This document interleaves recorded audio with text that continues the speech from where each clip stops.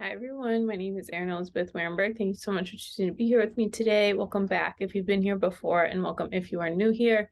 Today we're talking about how gratitude can be an attitude, a wonderful attitude, or no, and it's an attitude and it's also an action we cultivate.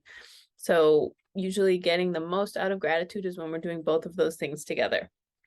Okay, this is my disclaimer for the beginning of the video. I'm of course never ever ever a proponent, I always say component, a proponent, someone who suggests we should spiritually bypass. I'm not suggesting gratitude for like just think positive, good vibes only. I don't condone any of that. I don't support any of that. Even if you are doing that, it typically steers you away from your healing process. It makes things longer. It does more damage long term than, this like ignore these, not feel good feelings with it. So I would never encourage anyone to not feel what they're feeling or pretend like they have to practice gratitude for something they're not grateful for, or not let themselves feel these like lower vibrational emotions. Okay, the truth is we experience all emotions for a reason. Emotions are teachers. God created all of our emotions, and it's usually messages and information for ourselves to feel our own relationship with ourselves, and it's just part of the human experience. So, like usual, I am never condoning spiritual bypassing, and especially not on a gratitude video. And I just want to say you can definitely still practice gratitude without engaging in spiritual bypassing, or just think positive or think your way out of it, or it's not that bad. Okay, so that's my little disclaimer for this video. Okay, but with that being said, gratitude is a wonderful attitude to cultivate in our daily lives. I think kind of what's been happening lately is we see it as this magical wand formula of like, just be positive, just be grateful, and all your problems will go away. But that's not true. That's quick fix, like fast food thinking, like, okay, I just did this, so I don't have to deal with this. The more we cultivate gratitude, the easier it is for us to feel these heavy feelings, to work through a lot of our old programming. If you have trauma to heal, if you have, things you're trying to unlearn, if you have all of that to work through, when we cultivate gratitude, it helps, like, it's like a balm. It helps us get through those things a little bit more smoothly and with a little bit more ease. Okay, gratitude definitely can and does coexist with other emotions, with healing process. It doesn't mean that you're pretending like something isn't happening. Okay, so again, you don't have to numb yourself out to just be like, I'm grateful, everything's fine. Okay, you can practice gratitude and still be going through a hard time. You can practice gratitude and still be angry. You can practice gratitude and still feel some of these more heavy or intense emotions that are going on, right? Gratitude just doesn't coexist with like happiness and joy. It definitely does, okay, but it can coexist with these other things as well.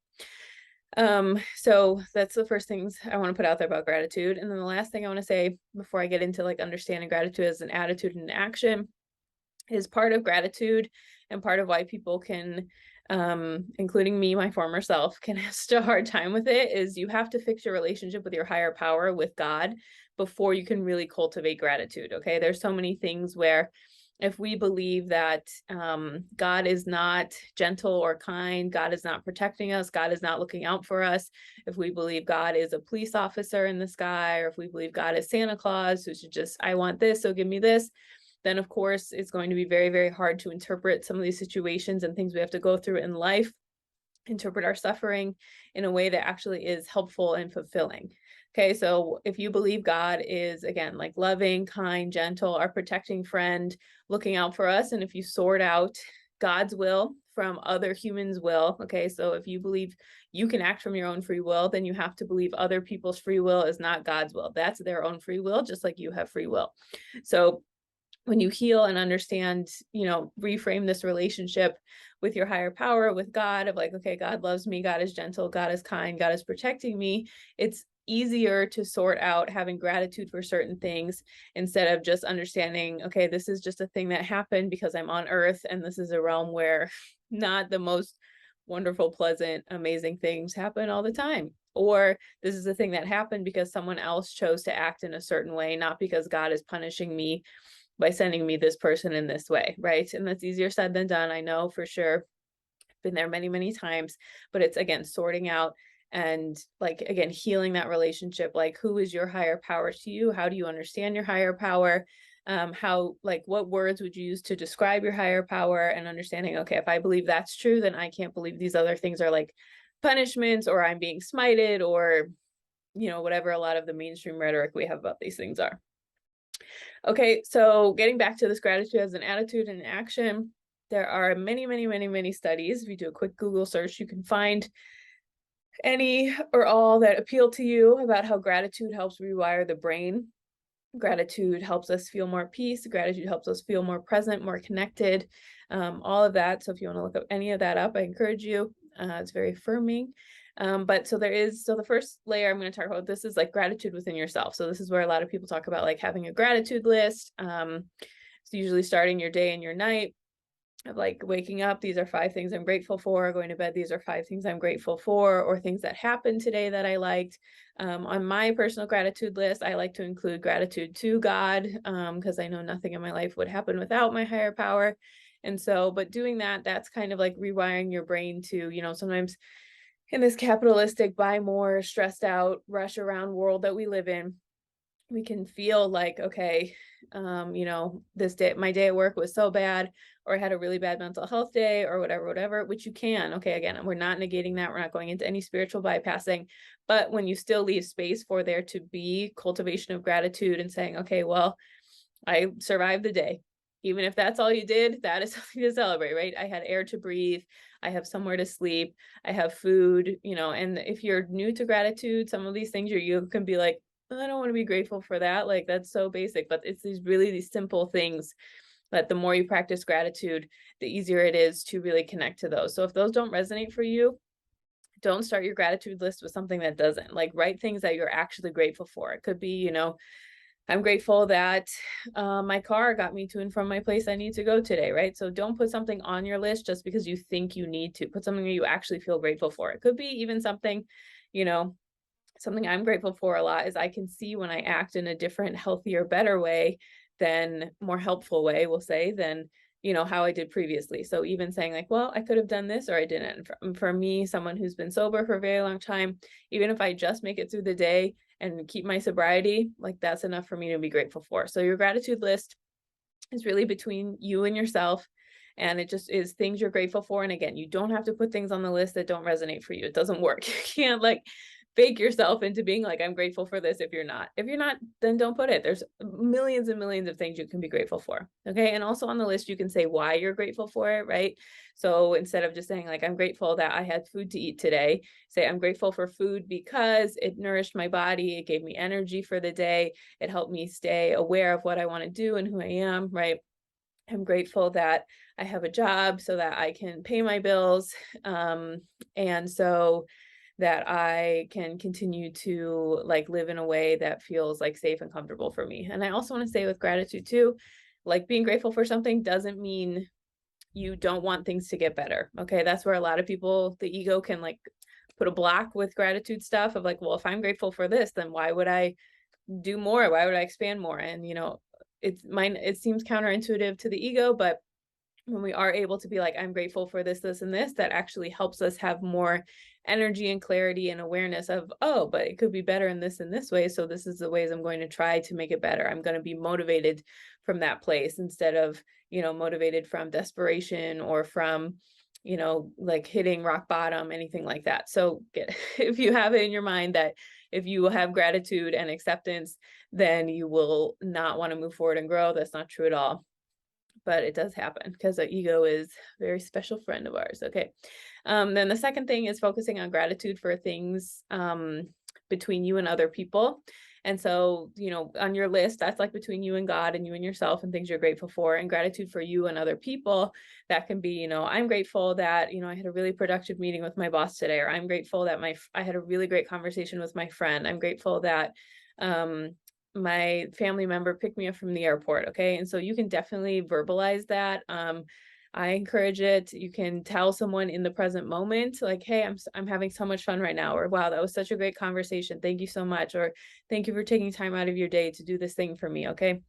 When we do that, it helps us stay present and it helps us appreciate because we're verbalizing it to that person. And there's so many things that the amazing thing about gratitude is the more you cultivate it, it helps you feel full. It helps you feel Like you really can feel what you're grateful for instead of just like going through the motions and not taking the time to notice those things.